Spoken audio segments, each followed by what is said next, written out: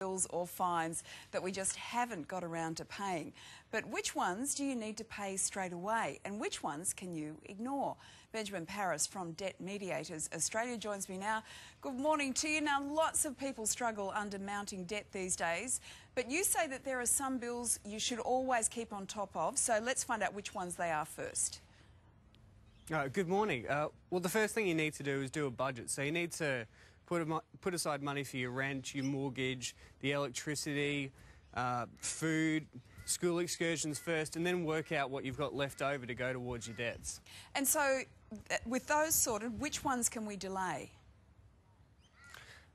Generally, what you need to do is take a really proactive approach when you're having trouble with your debt. You need to work out what you can afford to pay, and then you need to get on top of it and call your creditors. So you'll find most of your creditors are going to be pretty negotiable, and you'll be able to put off some debts for up to 3 months. What about the bills that you just know you're never going to have the money for? How should people deal with those? Well, the first thing to do is to be really honest with your creditors, and you need to tell them what your situation actually is. So if the repayment's $100 a month, or say the fine's $250, and you can only afford to put $5 forward a month towards that debt, you need to tell them, and the important thing is not to overcommit to the payment.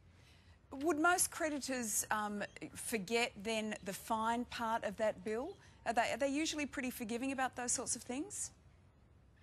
Well, the great thing is that everything's negotiable. So if you can only afford to pay $5 a month, then that's better than nothing that they're getting at the moment.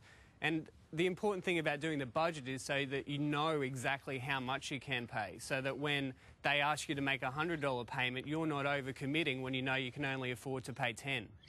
So it really is about opening the lines of communication. What about something like a video phone? We've all had them. They can really escalate. How does something like that affect your credit rating?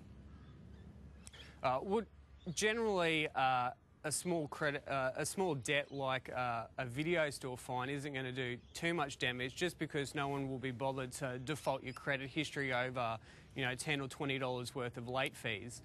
But something like that is generally worth just paying because of the inconvenience factor of having someone call you about it.